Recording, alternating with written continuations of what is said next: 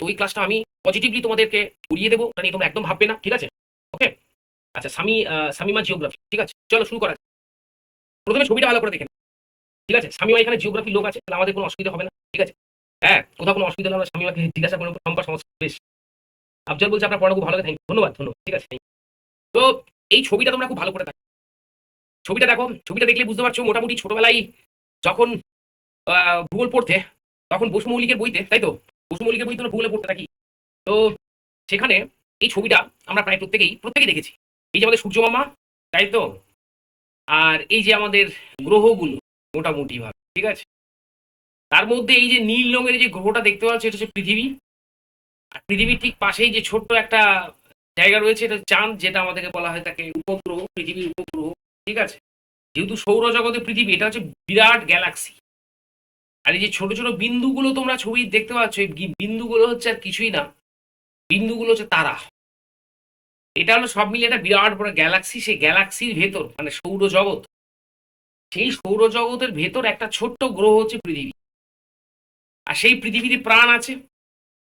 আর প্রাণ আছে বলেই এই সৌরজগতের বাকি গ্রহগুলোতে এখনো পর্যন্ত এটা প্রমাণিত নয় যে বাকি গ্রহগুলোতে প্রাণ আছে কিনা। কিন্তু এই পৃথিবী নামক গ্রহটিতেই, এই যে সৌরজগতের ভেতরে পৃথিবী নামক গ্রহটি দেখতে পাচ্ছ, এই যে নীল রঙের ছবিটি, এর এর এই এই গ্রহর ভেতরেই কিন্তু কি আছে, এই গ্রহর এই গ্রহর ভেতরে মানুষ আছে, তাই তো নাকি? মানুষ আছে বলে ফুচকা আছে, ইলিশ আছে, কার্নিভাল আছে, আপার প্রাইমারি টেট আছে, এসএলএসটি আছে, তাই না? তো সুতরাং তার মানে বুঝতে পারছো, মানুষের এই প্রাণস্পন্দন আছে একমাত্র, মানে প্রাণের স্পন্দন আছে একমাত্র কিন্তু পৃথিবী গ্রহ।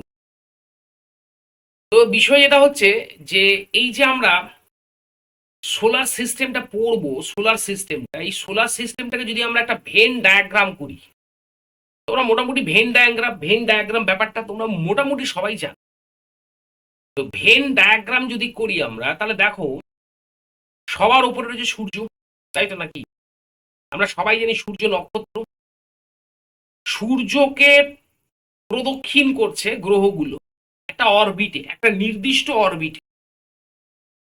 এটা আমরা উপবৃত্তকার পথ বলতে পারি। মানে গ্রহগুলো, তারা এই যে এটা হলো সূর্য, আর গ্রহগুলো সূর্যকে উপবৃত্তাকার পথে প্রদক্ষিণ করছে। গ্রহগুলোর পর রয়েছে উপগ্রহ, যেমন আমাদের পৃথিবীর একটা উপগ্রহ রয়েছে চাঁদ, ঠিক? আর তার উপরে যেটা রয়েছে সেটা হচ্ছে অনক্ষত্রিক বস্তু, মানে আমরা যেটাকে তারা বলে থাকি। রাত্রিবেলায় ছাদের ওপর থেকে আকাশের দিকে যদি তাকাও, দেখবে অসংখ্য ছোট ছোট তারা। এই তারাগুলো পৃথিবী থেকে বলতে পারো কয়েক লক্ষ কোটি আলোকবর্ষ দূরে।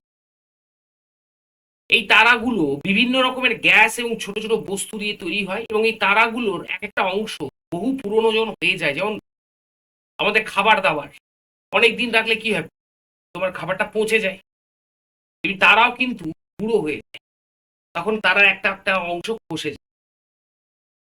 কখনো কোনো রাতের আকাশে তোমরা দেখবে অনেক তারা খসে যায়, যেটাকে আমরা উল্কাপাত বলি। দেখবে আগুনের মতো একটা কিছু আকাশ থেকে নেমে আসে, এটাকে বলে অনক্ষত্রিক বস্তু।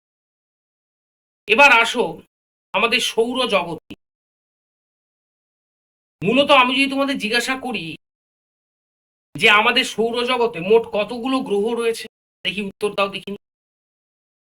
আমাদের সৌরজগতে, সবাইকে শুভ সন্ধ্যা, বলো। হ্যাঁ, একদম ঠিক বলে দিয়েছো, 8টি গ্রহ রয়েছে। আমাদের সৌরজগতে বেসিক্যালি আমরা বলতে পারি 8টা গ্রহ রয়েছে, তাই না? তার সঙ্গে সূর্য রয়েছে, এবং তার সঙ্গে কিন্তু বলা যেতে পারে তোমার হচ্ছে ওই তাদের নিজ নিজ উপগ্রহ রয়েছে। এবার প্রশ্ন যেটা হচ্ছে, তোমরা আমাকে বলতে পারো স্যার আপনি বললেন যে তারাগুলো গ্যাস দিয়ে তৈরি হয়, ভালো কথা স্যার, বুঝলাম। কিন্তু স্যার আকাশের ওপরে ওই মহাকাশে গ্যাস কোত্থেকে আসবে স্যার, তাই তো নাকি? মাই ডিয়ার স্টুডেন্টস, ওই গ্যাসটার নাম হচ্ছে প্লাজমা। প্লাজমা, এই প্লাজমা তৈরি কিভাবে হয়? হ্যাঁ, প্লুটো বা বামন গ্রহ, ভেরি গুড। প্লাজমা কিভাবে তৈরি হয়?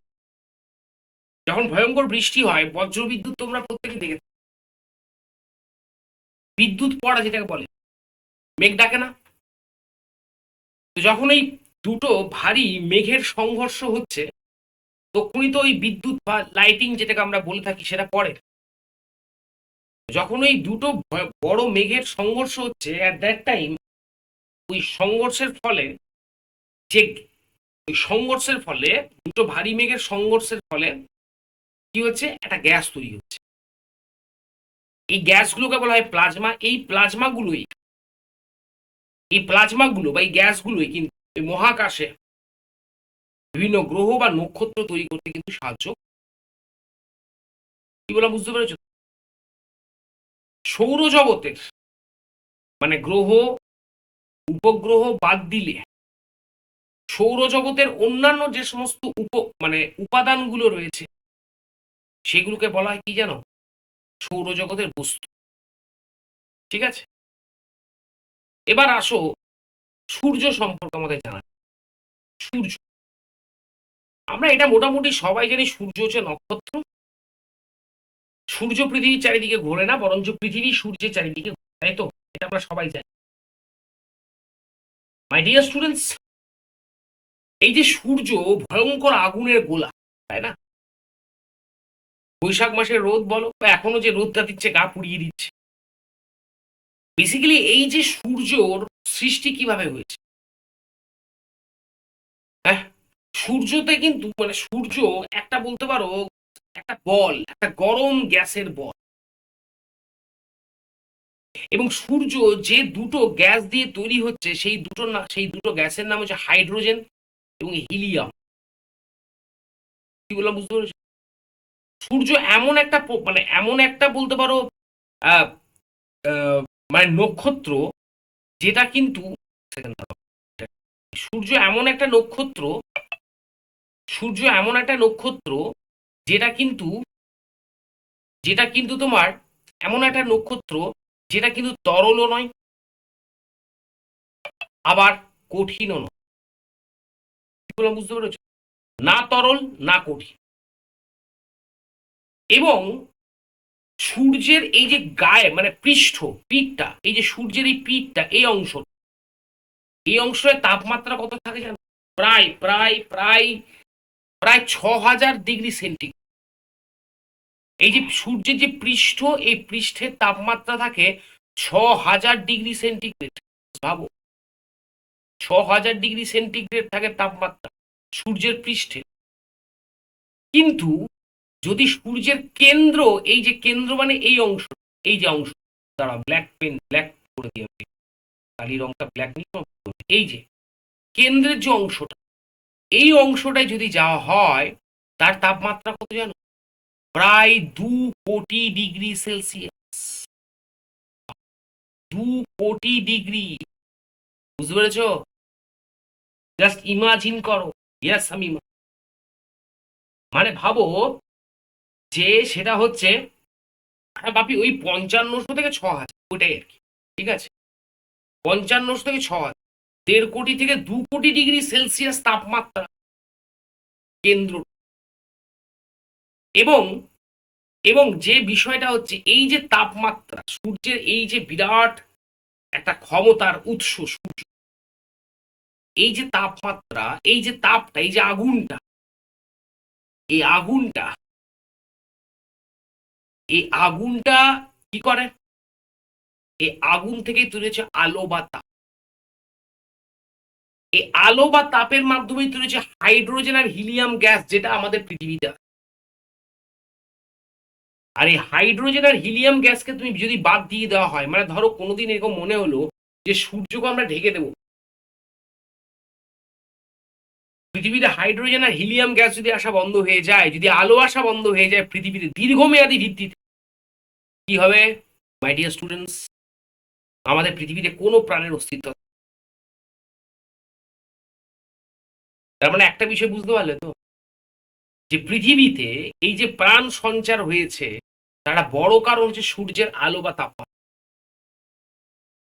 এবং যদি এই এই এই এই যে আমি ছবিটা তোমাকে দেখাচ্ছি, এই যে ছবিটা এটা পুরো গ্যালাক্সি, ভালো করে দেখো, পুরো গ্যালাক্সি।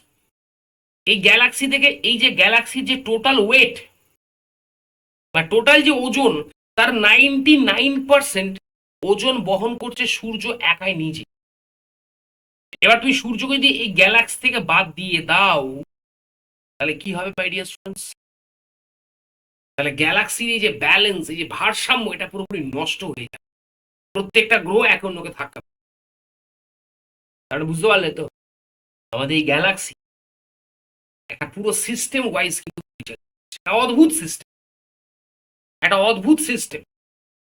এবং এই অদ্ভুত সিস্টেমটার মূল কেন্দ্রে রয়েছে সূর্য, যাকে ঘিরে রয়েছে এই 8টা গ্রহ। এবং পৃথিবী যেমন তার নিজের কক্ষপথে ঘুরছে, প্রত্যেকটা বাকি যা 7টা গ্রহ রয়েছে পৃথিবী, 7টা যে বাকি গ্রহ রয়েছে, সেই 7টা বাকি গ্রহ কিন্তু তারা নিজেদের কক্ষপথে সূর্যকে পরিভ্রমণ করছে। আই মিন যেটাকে আমরা রিভলভ বলে। ক্লিয়ার? তাহলে সূর্য সম্পর্কিত তথ্য তোমরা আশা করি বুঝতে পেরেছো। ওকে, এবার নেক্সট যেটা পার্ট যাবে সেটা হচ্ছে কি, গ্রহগুলো রয়েছে। গ্রহের সংখ্যা তোমরা সবাই জানো, পৃথিবী, মঙ্গল, বৃহস্পতি, শনি, বুধ, শুক্র, ইউরেনাস এবং নেপচুন, তাই না? এবং গ্রহগুলো তোমার উপগ্রহ রয়েছে। এবার সবচেয়ে বৃহত্তম, মানে সবচেয়ে এই গ্রহগুলোকে আমরা দুটো ভাগে ভাগ,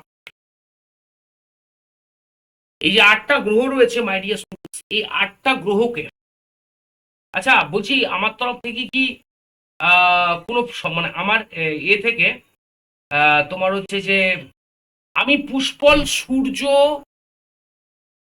যে গ্যালাক্সিটার ভেতর রয়েছে, আমাদের যে সৌর জগৎ যেটাকে বলছি, আমি সেই সৌর জগতের ভেতর কথা বলছি। 8টা গ্রহ সঙ্গে সূর্য।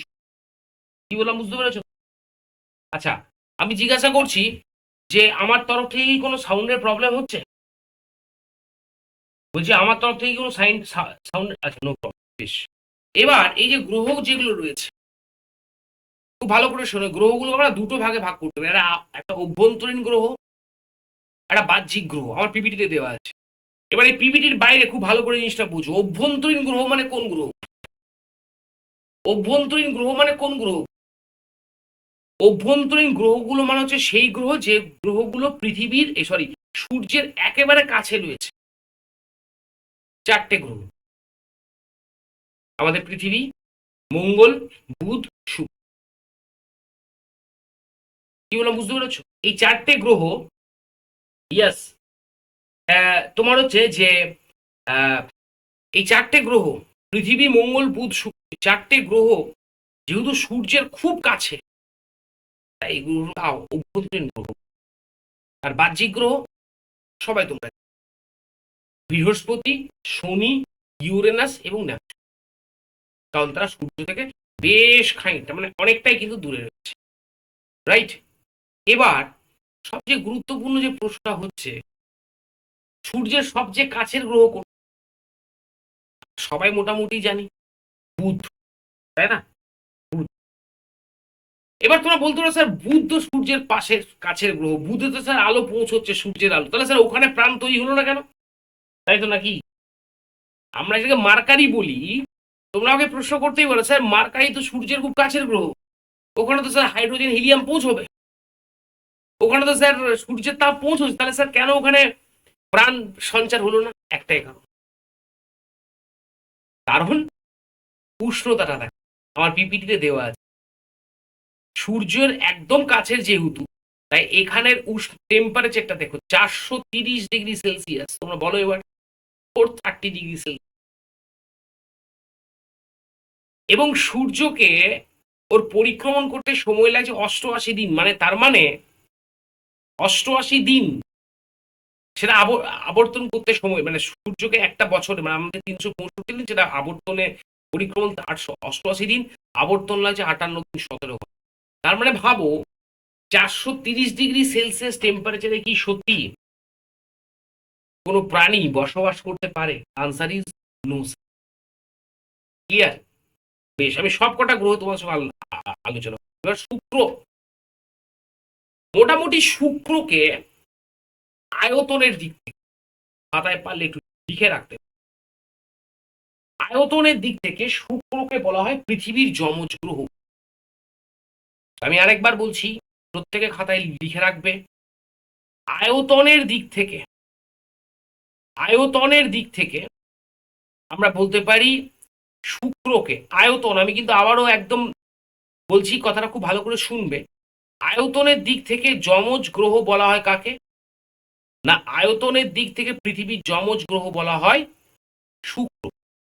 আর মোটামুটি শুক্র আর পৃথিবী এই দুজনের আয়তন মোটামুটি সেম।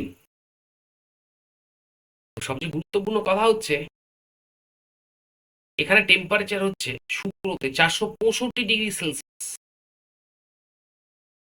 যত টেম্পারেচার বাড়বে, গ্রিন হাউস গ্যাস যেগুলো থাকে তাদের কি হবে, তাদের মানে তাদের প্রাধান্য পাবে, তারা প্রাধান্য পাবে। গ্রিন হাউস গ্যাস মানে কার্বন ডাইঅক্সাইডের মতো গ্যাস, যে গ্যাসগুলো আমাদের মানব হ্যাঁ, যে আমাদের মানব জাতির পক্ষে যে গ্যাসগুলো একেবারেই অনুকূল নয়।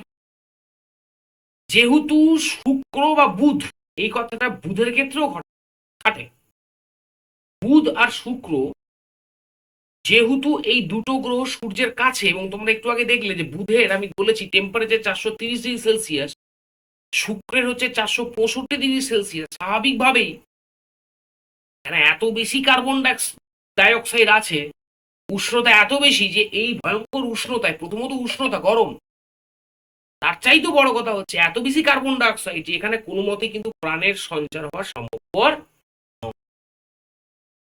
তাহলে যদি আমাদেরকে পরীক্ষায় প্রশ্ন জিজ্ঞাসা করে যে সৌরজগতের ভেতর সবচেয়ে বেশি ওজন নিম্নলিখিত কোন উপাদানটি নিয়ে থাকে, উত্তর সূর্য হবে।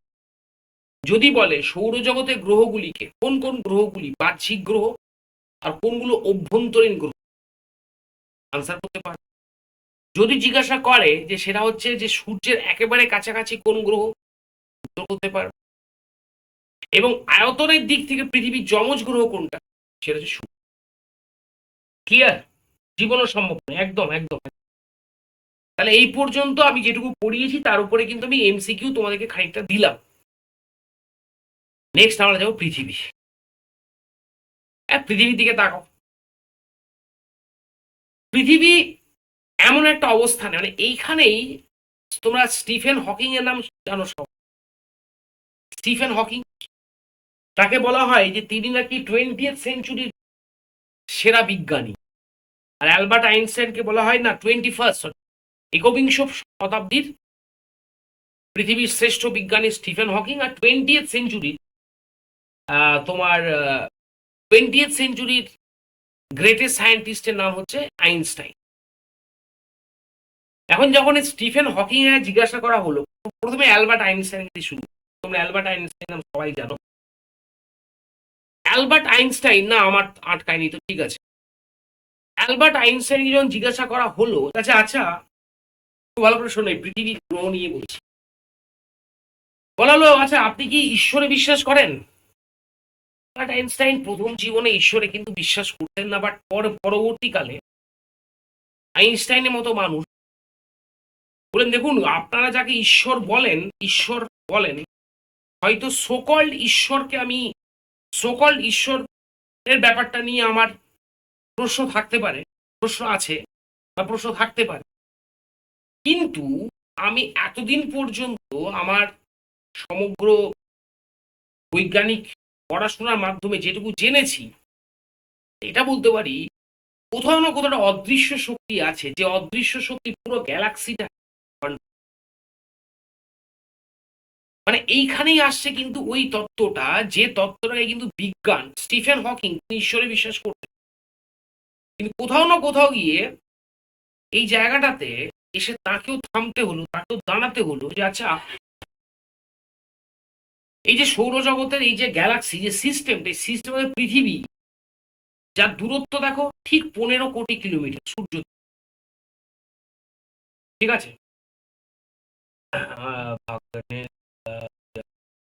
হ্যাঁ, তো একইভাবে তার জন্য দেখো পৃথিবীর টেম্পারেচার হচ্ছে মাত্র 15°C। এবং সত্যি কথা বলতে সত্যি কথা বলতে কি, এই যে পৃথিবীতে প্রাণের সঞ্চার হলো বা পৃথিবীতে এই এই যে পুরো সৌরজগতের ভেতর, আমি তোমাদের প্রথমে বললাম না যে সৌরজগতের বাইরে থেকে যদি সৌরজগৎকে দেখা হয় তাহলে দেখা যাবে এটাই যে পৃথিবী হচ্ছে একমাত্র গ্রহ যেখানে আপার প্রাইমারির জন্য মানুষজন পড়াশুনো করে, এসএলএসটি পরীক্ষায় সিট বাড়াতে হবে তার জন্য আন্দোলন করে। তাই তো নাকি? আবার তোমার আরো আরো অনেক কিছু অ্যাক্টিভিটি করে। এই যে প্রাণের স্পন্দন যেটা, এটা সম্পূর্ণ হয়েছে, এটা শুরু হয়েছে যেহেতু সূর্য থেকে পৃথিবীর দূরত্ব একটা সুনির্দিষ্ট জায়গাকে কভার করছে। যেহেতু সূর্য থেকে এখানে পৃথিবীর গড় তাপমাত্রা 15 ডিগ্রি সেলসিয়াস, তাই সমস্ত গ্যাস যেগুলো, যে গ্যাসগুলো আমাদের মানব জাতির পৃথিবীতে অস্তিত্ব টিকিয়ে রাখার ক্ষেত্রে সবচেয়ে গুরুত্বপূর্ণ অবদান রাখে, সেই গ্যাসগুলোর একটা ব্যালেন্স রয়েছে এবং তার সেই on the basis of this balance পৃথিবীতে কিন্তু প্রাণের স্পন্দন রয়েছে। এবং আরেকটা খুব অদ্ভুত কথা তোমাদের বলি, খুব অদ্ভুত সিস্টেম। দেখো, সূর্য থেকে সূর্যের যে তাপমাত্রা, মানে সূর্যের কেন্দ্র থেকে একটা ওই আলো যেটা আসে, আলো মানে যেটা দিয়ে আমরা দেখতে পাই দিনের আলো, যে আলো যেটা আসে সেই আলোটার সঙ্গে অতি বেগুনি রশ্মি, মানে যেটা আমরা বলতে কি আল্ট্রা ভায়োলেট রে আসে আসে পৃথিবীতে, আসে অন্যান্য গ্রহগুলোতে আছে। কিন্তু অদ্ভুত ব্যাপার হচ্ছে এটাই যে, থ্যাংক ইউ মানুষ, থ্যাংক ইউ। তো এই যে আল্ট্রা ভায়োলেট রেটা আছে, ভাবো এই আল্ট্রা ভায়োলেট রেটা যদি সরাসরি আমাদের পৃথিবীতে চলে আসতো, সরাসরি, এই আল্ট্রা ভায়োলেট রেটা বলা হচ্ছে একটা পরমাণু বোমার চাইতো নাকি ভয়ঙ্কর শক্তিশালী। মানে হিরোশিমা নাগাসাকিতে যে পরমাণু বোমা বিস্ফোরণ হয়েছিল না, তার চাইতো নাকি ভয়ঙ্কর হচ্ছে আল্ট্রা ভায়োলেট। কিন্তু কি অদ্ভুত একটা সিস্টেম যে পৃথিবী থেকে যখন সূর্যের যে আমাদের বায়ুমণ্ডল তার ঠিক ওপর একটা স্তর রয়েছে ওজোন গ্যাস, ওই ওই স্তরটা পৃথিবীতে প্রাণের স্পন্দন যাতে না থেমে যায় তার জন্য কি করছে, আল্ট্রাভায়োলেট আসছে ওখানে, সে ওখানে এসে ওজোন গ্যাসের স্তর। কি বললাম বুঝতে পারছো? মানে অনেকটা সেই জলকে যেভাবে ফিল্টার করা হয়, সেই ফিল্টার আলো আমাদের পৃথিবীতে আসছে। দেখেছো? মানে দেখে মনে হয়, এটা দেখে মনে হয় যে যেন কোন এক ঈশ্বর তিনি নিজের মতো করে পৃথিবীটাকে সৃষ্টি করেছেন তার এই সৌরজগৎ। ক্লিয়ার? অথচ আমরা মানে মানব প্রজাতি আমরা অদ্ভুত এক প্রতিযোগিতায় মেতে আছি। কি? তাই পৃথিবীগুলো ধ্বংস করে দেবো। আমরা যে পরিমাণ পরিবেশ দূষণ করছি, যে পরিমাণ গ্রিন হাউস গ্যাসের জন্ম হচ্ছে, আস্তে আস্তে ওজোন স্তর ভাঙছে। মানে তুমি যদি ঈশ্বরকে প্রকৃতি মনে করো তাহলে প্রকৃতির তৈরি করে দেওয়া ওজোন গ্যাসের স্তর ভাঙছে। আমরা যত বেশি করে দূষণ করব, আমরা যত বেশি করে অস্ত্র, আরো বেশি করে আমরা হাইপারসনিক মিসাইল তৈরি করব, আরো আরো যত বেশি করে আমরা সুপারসনিক মিসাইল তৈরি করব, আমরা আরো যত বেশি করে যুদ্ধ করব, আমরা আরো যত বেশি করে বোমা ফাটাবো, তত বেশি করে ওজোন গ্যাসের স্তর ভাঙবে। আর একটা সময় পর কি হবে? একটা সময় পর এই পৃথিবী থাকবে, কিন্তু তার যে প্রাণের স্পন্দন, মানুষ নামক যে প্রাণের স্পন্দন, এটা হয়তো আগামী কয়েক হাজার বছর পর হয়তো একসময় কিন্তু নিশ্চিহ্ন হয়ে যাবে। মাই ডিয়ার স্টুডেন্টস, এই যে মহাকাশ যেটা বলা হয়েছে, তোমরা জানো সবাই পৃথিবীকে নীল গ্রহ বলা হয়। কেন?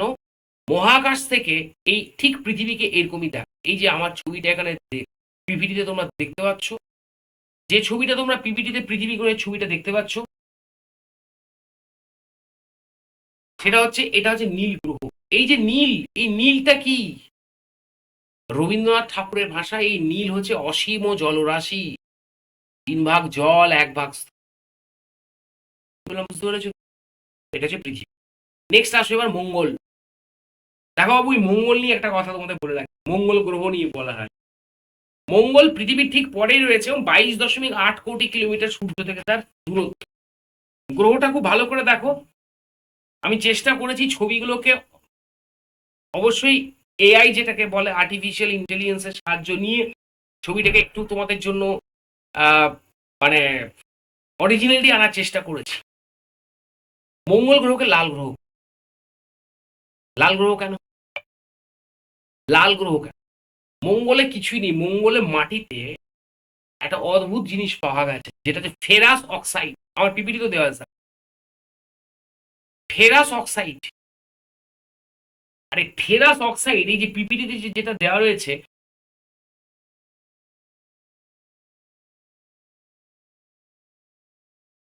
এই ফেরাস অক্সাইডটা ওপর কার কর্তৃত্ব থাকবে? মানে মঙ্গল গ্রহের যে ফেরাস অক্সাইড পাওয়া গেছে যার জন্য তার মাটিটা তার পুরো লাল গ্রহ, এটা অতীব দুর্মূল্য খনিজ উপাদান এই ফেরাস অক্সাইড। এই ফেরাস অক্সাইডের উপর কার প্রাধান্য থাকবে, চীন নাকি আমেরিকা? এই দুটো দেশের মধ্যে শুরু হয়ে গেছে মঙ্গল দখলের লড়াই। ইয়েস, ঠিক। মঙ্গল গ্রহ দখলের লড়াই। তোমরা ইলন মাস্ককে মোটামুটি সবাই চেনো এখানে যারা ক্লাস করছে। ইলন মাস্ক, যাকে বলা হয় পৃথিবীর সবচেয়ে বড় ধনকুবের, জানো সবাই। টেসলা কোম্পানির বলে একটা গাড়ি কোম্পানি তার আছে, স্টারলিংক, তার তোমার ইন্টারনেট আছে। এবং আমি বলছি ইন্ডিয়া কেন এই লড়াই নেই বলছি। এবং তার সঙ্গে তিনি স্পেস এক্স বলে একটা, তার একটা স্যাটেলাইট কোম্পানি আছে। ভাবো, আমাদের দেশে লোকজন ব্যবসা করে কি, যে আমার, যে আমি একটা প্রোডাক্ট তৈরি করছি সেই প্রোডাক্টটা বিক্রি করব, তাই তো? আমাদের যারা বড় বড় কোটিপতি ধনকুবের রয়েছেন, লাইক আম্বানি, আদানি, এনারা কিন্তু কোনো প্রোডাক্টিভিটি তৈরি করছেন। এনারা কি করছেন? এনারা কম দামে প্রোডাক্ট কিনে বেশি দামে তারা সেল করছেন, তারা কোটিপতি হচ্ছেন। ইলন মাস্ক কি করছেন? ইলন মাস্ক তৈরি করে দিয়েছেন স্যাটেলাইটের কারখানা। ভাই, কোনো দেশ, পৃথিবীর প্রত্যেকটা দেশের আজকে উপগ্রহে জরুরি, মানে কৃত্রিম উপগ্রহ জরুরি। কৃত্রিম উপগ্রহ দিয়ে আমরা কি দেখতে পাই? যে আমার প্রতিবেশী দেশ, শত্রু দেশ পাকিস্তান পাশে আছে, পাকিস্তান কোথায় কোথায় কি কি করছে, পাকিস্তানের কাণ্ড কারখানা কি করছে, সেটার উপর নজরদারি করার জন্য আমার কৃত্রিম উপগ্রহ জরুরি। এই পৃথিবীর প্রত্যেকটা দেশেরই কিন্তু কৃত্রিম উপগ্রহ জরুরি। এবার সেই কৃত্রিম উপগ্রহটাকে ওই উপর পর্যন্ত নিয়ে যাবে, মহাকাশ পর্যন্ত নিয়ে যাওয়ার জন্য তিনি করে দিয়েছেন স্পেস এক্স, ইলন মাস্ক। মানে তুমি আমার স্পেস এক্স রেন্টে নাও, আমি তো, আমি তোমার উপগ্রহ ওই তোমার জায়গাতে পৌঁছে। ভাবা যায় প্রযুক্তি কোন পর্যায়ে পৌঁছে গেছে, মানুষ ব্যবসা কোন পর্যায়ে। না না না পুষ্পল, এটা ভুল কথা। মঙ্গল গ্রহে এখনো পর্যন্ত প্রাণের কোনো সন্ধান পাওয়া যায়নি। এবার এই ইলন মাস্কের কথাটা কেন বললাম, ইলন মাস্ক বলছেন যে আমি আমার ছোট ছেলের জন্য মঙ্গল গ্রহতে, কিন্তু আমি আমি মঙ্গল গ্রহতে আমি প্রথম বসতি গড়ব, এবং যে বসতিটা গড়ব সেই বসতিটা হবে আমার ছোট ছেলের। ছোট ছেলের নাম হচ্ছে স্পেস এক্স। ওদিকে চায়না বলছে আমিও ছাড়বো না। এবং পৃথিবীতে, মানে পৃথিবীর যারা অত্যন্ত শক্তিধর দেশ, মানে চীন বলো, আমেরিকা বলো এবং রাশিয়া, এই তিনটে দেশ, তারা মহাকাশে স্পেস স্টেশন বানিয়ে ফেলছে। ভারতও হয়তো বানাবে, ভারত বানানোর প্রসেসের মধ্যে রয়েছে, হয়তো আগামী 10 বছরের মধ্যে ভারতও হয়তো মহাকাশে একটা স্পেস স্টেশন, স্পেস স্টেশন, মহাকাশে আমার স্পেস স্টেশন থাকবো। সেই স্পেস স্টেশন থেকে আমি আমার মহাকাশে যে গবেষণা সেটা কিন্তু করবো। মানে ইন ফিউচারে আমরা যেটা হলিউডের সিনেমায় দেখে তোমার হচ্ছে যে তোমার আমরা যেটা হলিউডের সিনেমায় দেখি না, ওই যে স্টার স্পেস ওয়ার চলছে, হয়তো অদূর ভবিষ্যতে দেখবে পৃথিবীর শক্তিশালী উন্নত দেশগুলো তারা স্পেস ওয়ার হতে পারে। যদি দেখো মঙ্গল গ্রহের যে ফেরাস অক্সাইড, এটা বাপু কৃতিত্ব দাবি করছে আমেরিকার গবেষণা সংস্থা, মহাকাশ গবেষণা সংস্থা নাসা। তারা বলছে আমরা যদি ফেরাস অক্সাইড আবিষ্কার করেছি। এবং দুটো দেশের মধ্যে মারাত্মক কম্পিটিশন যদি আমেরিকা আর চীনের মধ্যে, যে আগে মঙ্গল গ্রহে বসবাস উপযোগী পরিবেশ তৈরি করে ফেলতে পারবে মঙ্গল গ্রহ। দ্যাট মিনস হয়তো আমরা অদূর ভবিষ্যতে, হয়তো এখন না, আজ থেকে 100 বছর পর আমরা দেখব পৃথিবী হয়ে গেছে উপনিবেশ কোনো একটা দেশে। বুঝতে পেরেছো? What ever. তাই এই মঙ্গল গ্রহ, হ্যাঁ, এটা প্রমাণিত যে মঙ্গল গ্রহে একসময় জল ছিল। তুমি যদি মঙ্গল গ্রহে কখনো চলে যাও, আমরা কখনো চলে যাই, তাহলে কিন্তু 365 দিনে 1 বছর হবে না, 687 দিনে 1 বছর হবে। মানে সূর্যকে পরিক্রমণ করতে সময় নেই 687 দিন। তবে মঙ্গল গ্রহের দিন যেটা হবে, মানে সারা দিনের যেটা মাপ, ঠিক আছে, সেটা হবে কিন্তু 24 ঘন্টা 37 মিনিট, 24 ঘন্টা থেকে একটু বেশি। হয়তো অদূর ভবিষ্যতে, আমি আবারও ক্লিয়ারলি বলে রাখি, এই যে বিভিন্ন ইউটিউবাররা বলে থাকে মঙ্গল গ্রহে প্রাণ ছিল, মঙ্গল গ্রহে নাকি ড্রাগন ছিল, মঙ্গল গ্রহে নাকি এলিয়েন ছিল, বাস্তবতা হচ্ছে এটাই, এগুলো আমাদের কল্পনার একটা জায়গা। দেখো, আমরা ভয় পেতে ভালোবাসি বলে আমরা ভূতের গল্প পড়ি বা ভূতের সিনেমা দেখি, ঠিক বললাম তো নাকি?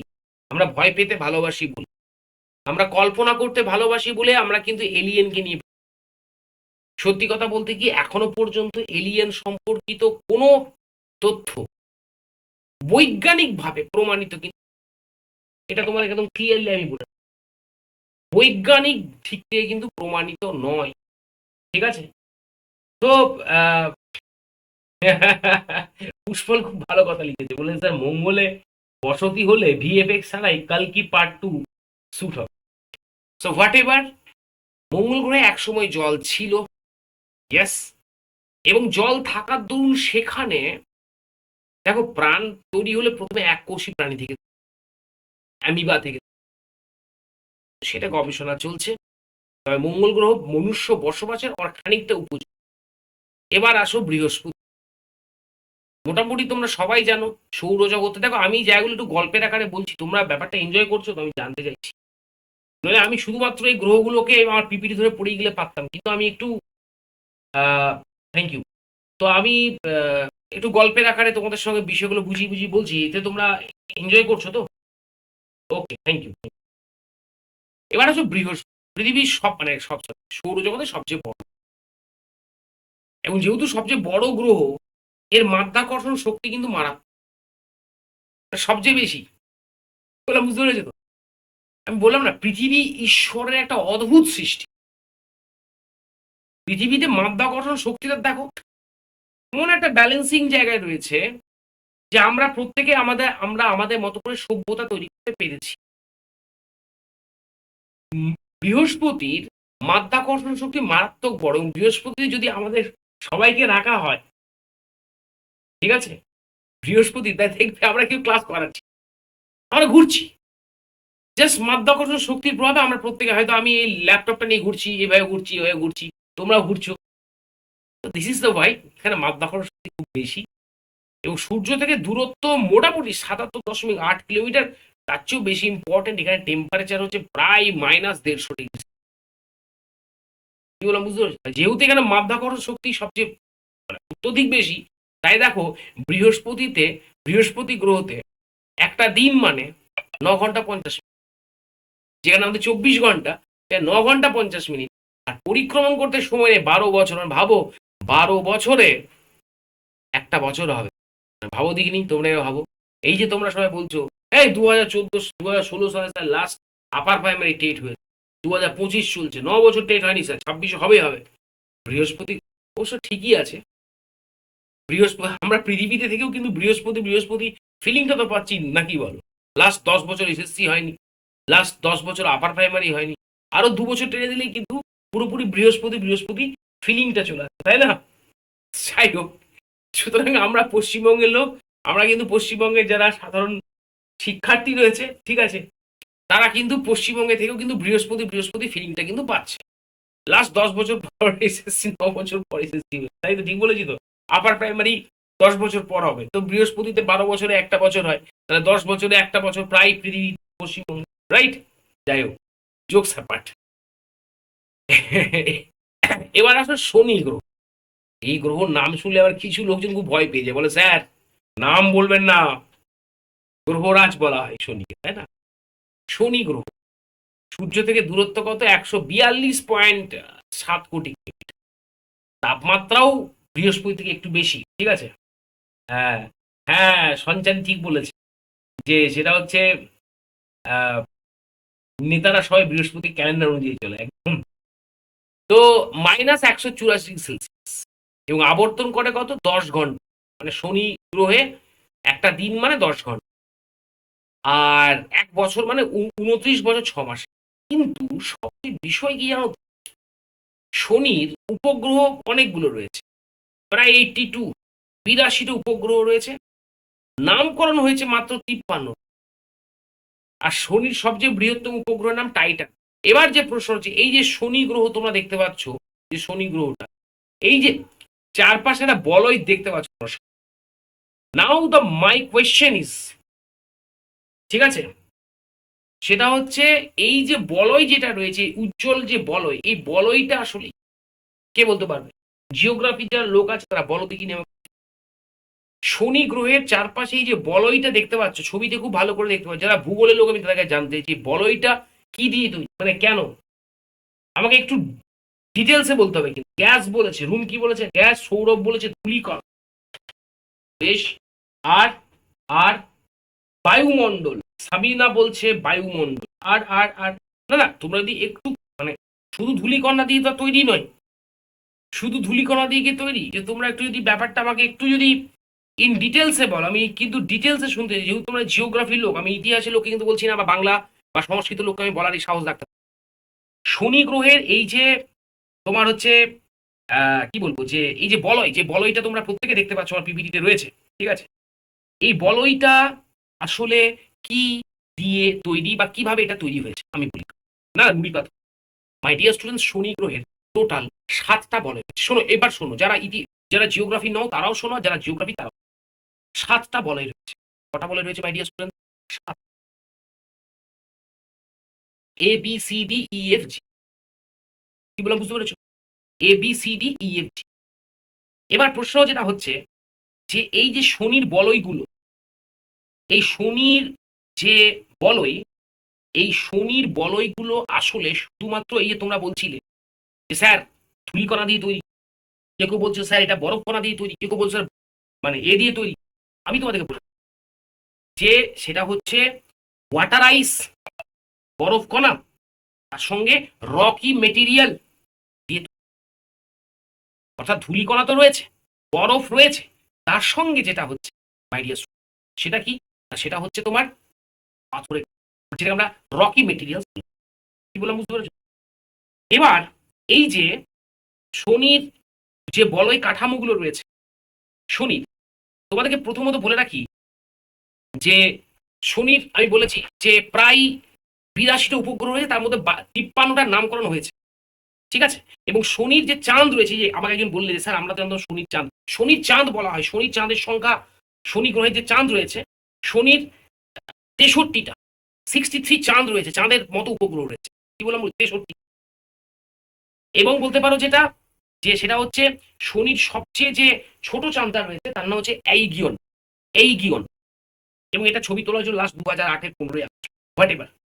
তো এই যে শনির, তার মানে এই যে শনির যে বলয় যেটা রয়েছে, হাজার হাজার বছর ধরে, হাজার হাজার কোটি কোটি আলোক বছর ধরে, শুধু হাজার হাজার কোটি কোটি বছর ধরে, বলতে পারো পৃথিবীর ব্যাসার্ধের 9 গুণ এই শনির বলয়টা খায়, যে বলয়টা গ্যাস, ধূলিকণা এবং রকি মেটেরিয়াল। যখন সৌর ঝড় আসে পৃথিবীতে, মানে মহাকাশে, সেই সৌর ঝড়ে যে ধূলিকণা, যে বালুকণা, যে বরফ কণাগুলো ঘুরে বেড়ায়, সেখান থেকে মাই ডিয়ার স্টুডেন্টস এই বলয়টাকে, হ্যাঁ এখন 146টা, না না এইগুলো প্রশ্ন আসবে না, আমি তোমাদেরকে জিনিসটা বোঝানোর জন্য বললাম। তোমরা আমাকে তো প্রশ্ন করতেই পারতে, তোমাদের মধ্যে এই প্রশ্নটা, যারা জিওগ্রাফি নও তারা তো আমাকে এই প্রশ্ন করতে, তাদের মধ্যে এই প্রশ্ন আসতেই পারে, তো আমার মধ্যে এই প্রশ্ন আসবেই আসবে, যদি আমি তোমাদের জায়গায় থাকতাম এই প্রশ্ন করতাম স্যার এই বলয়টার অর্থ, শনির ছোট থেকে জিওগ্রাফি বইতে শনির বলয়টা, যে বলয়টা কিভাবে তৈরি হয়, তাই না? আমি সেই জায়গা থেকে শনির বলয়ের সংখ্যা কটা আমরা সবাই খাতায় লিখে রাখবো, পরীক্ষায় আসতে পারে। শনির বলয়ের সংখ্যা হলো 7টা, তাই তো।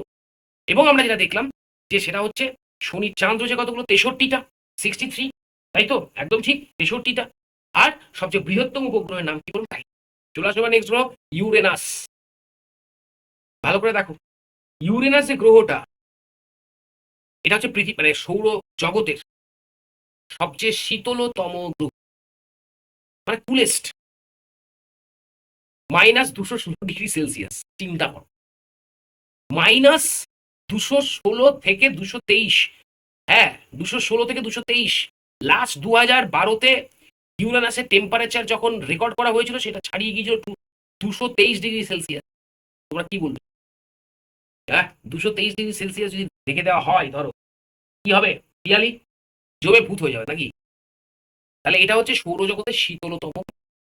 তাহলে যদি আমাদেরকে এই প্রশ্ন জিজ্ঞাসা করে যে সৌরজগতের শীতলতম গ্রহটির নাম কি, আমরা সবাই উত্তর করতে পারবো তো যে সৌরজগতের শীতলতম গ্রহটার নাম হচ্ছে কিন্তু ইউরেনাস। এবং ইউরেনাস এখানে একদিন হয় 17 ঘন্টায়, আর ইউরেনাসে 1 বছর হতে সময় লাগে 84টা বছর। কি বললাম বুঝতে পেরেছো? কি বললাম বুঝতে পেরেছো? আচ্ছা, এখানে মৌলি একটা প্রশ্ন করেছে, খুব ভালো একটা প্রশ্ন করেছে।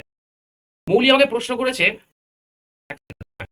মৌলি আমাকে প্রশ্নটা করেছে, ও বলেছে কক্ষপথ আর ছায়াপথের মধ্যে পার্থক্য কি? এখানে কে আনসার দেবে আমাকে একটু বলুন। আমি প্রথমত বলে রাখি, কক্ষপথ যেটা হচ্ছে, মৌলি খুব ভালো একটা প্রশ্ন, তোমাদের সবারই কাজে লাগতে পারে। কক্ষপথ মানে হচ্ছে অরবিট। আমি তোমাকে ছবিটা দিয়ে দেখিয়ে দিচ্ছি। আমার পিপিটির এই যে ছবিটা, তোমাকে আমি একদম প্রথমে ছবিতে নিয়ে যাবো মৌলি। এই ছবিটা, এই ছবিটা দেখো খুব ভালো করে মৌলি। এই যে সূর্য তো আছে, তো সূর্য আছে, এবার এই যে প্রত্যেকটা গ্রহের মাঝখানে দেখো একটা করে দাগ রয়েছে। এই দাগটা দেখো, মার্কারির রয়েছে, ভেনাসের রয়েছে, পৃথিবীর রয়েছে, আছে না, মার্স রয়েছে। একটু কাইন্ডলি কমেন্টে জানাবে, পাচ্ছ দেখতে? এটাকে বলা হয় কক্ষ। অর্থাৎ প্রত্যেকটা গ্রহের একটা নিজস্ব কক্ষপথ রয়েছে। ক্লিয়ার? তাহলে কক্ষপথে গ্রহগুলো ঘুরছে বলে এই পুরো সিস্টেমটা, এই সৌরজগতের পুরো সিস্টেমটা কিন্তু চলছে। ক্লিয়ার? তাহলে কক্ষপথ মানে অরবিট, যেখানে গ্রহগুলো তাদের নিজস্ব পথে সূর্যকে পরিভ্রমণ করছে, সূর্যকে তারা ঘুরছে। ছায়াপথ, এই যে গ্যালাক্সি জুড়ে আমাদের কালো আকাশ জুড়ে যে অসংখ্য নক্ষত্র, অসংখ্য গ্যাস, দুটো নক্ষত্রের মধ্যে সংঘর্ষ হচ্ছে, গ্যাস তৈরি হচ্ছে, ধুলি, এই সৌর ঝড় আসছে যখন, তখন কি হচ্ছে, এই সিস্টেমটা হচ্ছে, এই যে তোমার আমাদের যেখানে তারাগুলো একটা সুনির্দিষ্ট পথ ধরে তাদের অবস্থান রয়েছে, সেটা বলা হচ্ছে ছায়া। ক্লিয়ার? তাহলে কি বললাম, এই যে তারা যেগুলো রয়েছে, নক্ষত্র যেগুলো রয়েছে, সেই নক্ষত্রগুলো একটা সিস্টেম ওয়াইজ গোটা মহাকাশ, মানে গোটা গ্যালাক্সিতে, গোটা সৌরজগতে তারা তাদের মতো করে একটা জায়গায় তাদের কি বলবো, অ্যাসেম্বলিং রয়েছে, সেটা বলে ছায়া। ক্লিয়ার? তাহলে মৌলিক, আশা করি আহ, তোমার প্রশ্নের উত্তর দিতে পেরেছি। এবার আসো ইউরেনাস বা নেপচুন। নেপচুন হচ্ছে কিন্তু আমাদের পৃথিবীর মতোই রং নীল, তবে এখানে যে দুটো গ্যাস রয়েছে, মিথেন আর হিলিয়াম গ্যাস। ঠিক আছে, মিথেন আর হিলিয়াম গ্যাস রয়েছে এখানে। মিথেন আর হিলিয়াম গ্যাস থাকায় নেপচুনের রং হচ্ছে কিন্তু নীল, আমাদের পৃথিবীর মতো পুরো নীল। দেখো পুরো নীল গ্রহ। হোয়াট এভার, যদি তোমাদের পরীক্ষায় প্রশ্ন আসে, ঠিক আছে, না সৌরভ সবগুলো তো মনে রাখার দরকার নেই, যেগুলো মনে রাখতে আমি সেগুলো দাগ দিয়ে দিচ্ছি। তাহলে কিন্তু যদি তোমাদের পরীক্ষায় প্রশ্ন দেয় যে স্যার, পরীক্ষায় প্রশ্ন দেয় যে যদি বলে সৌরজগতের নীল গ্রহ কাকে বলা হয়, অবভিয়াসলি উত্তর লিখবে কিন্তু পৃথিবী। এবং এই ন্যাপচুনের সঙ্গে শনির একটা মিল রয়েছে। দেখো, শনির একটা উপগ্রহ রয়েছে, বৃহত্তম উপগ্রহের নাম টাইটান বলেছি, টাইটান। আর ন্যাপচুনের যে বৃহত্তম উপগ্রহ রয়েছে সেটার নাম হচ্ছে ট্রাইটন। ট্রাইটন হচ্ছে ন্যাপচুনের সবচেয়ে লার্জেস্ট। ঠিক আছে, এই হলো মোটামুটি সৌরজগতের পৃথিবী। ঠিক আছে না ভাই, বিশ্বজিৎ, তুমি আমার ক্লাসটা শুনে থাকো, তাহলে আমি বলেছি 216, 216, ইউরেনাস -216। লাস্ট যখন তোমার ইউরেনাসের এ করা হয়েছিল, তোমার হচ্ছে যে টেম্পারেচার ওখানে যখন মেজার করা হয়েছে, সেটা 223°C। তোমরা বুঝতে পেরেছো? তো সেই কারণের জন্য বলা যেতে পারে যে কি বলবো, সেই কারণের জন্য বলা যেতে পারে এখানগুলো কিন্তু সবচেয়ে বেশি শীতলতম উপগ্রহ বলে, গ্রহ বলাই। ঠিক আছে, এবার আমাকে একজন প্রশ্ন করেছে, আমি প্রশ্নটা তোমাদের কাছে রাখবো, এবং তারপর না, চাঁদকে উপগ্রহ বলা হয় এখানে একজন, হ্যাঁ আমাকে প্রশ্ন করেছে, দাঁড়াও, আচ্ছা মানাউর বোধহয় প্রশ্ন করেছে না গো, আহ, মানাউর, মানাউর বোধহয় আমাকে একটা প্রশ্ন করেছে, মানাউর প্রশ্ন করেছে যে এটাই, না ফাহিম শেখ, ফাহিম শেখ আমাকে প্রশ্ন করেছে স্যার, আহ, আহ, সেটা হচ্ছে যে, না যেহেতু তোমার এখানে মিথেন আর হিলিয়াম গ্যাসটা রয়েছে স্নেহা, ঠিক আছে, বুঝতে পেরেছি কি বললাম, অ্যাকচুয়ালি যেহেতু মিথেন আর হিলিয়ামটা রয়েছে। হ্যাঁ, ফাহিম আমাকে একটা প্রশ্ন করেছে, সেটা হচ্ছে যে, হ্যাঁ আমার পিডিএফ আমার লেখাগুলো থাকে। ফাহিম আমাকে প্রশ্ন করেছে যে স্যার, সূর্যের যেমন বিবরণ দিলেন, চাঁদেরও কিছু বিবরণ দিন, চাঁদ কি দিয়ে তৈরি। তো এবার প্রশ্ন হচ্ছে, তোমরা কি চাঁদের গল্প শুনতে চাও, মানে বৈজ্ঞানিক গল্প? অবশ্যই আমি সবসময় আচ্ছা হ্যাঁ, তোমার নাম তো মানুয়া, কি বলছো, শুনতে চাও? সবাই শুনতে চাও? ঠিক আছে।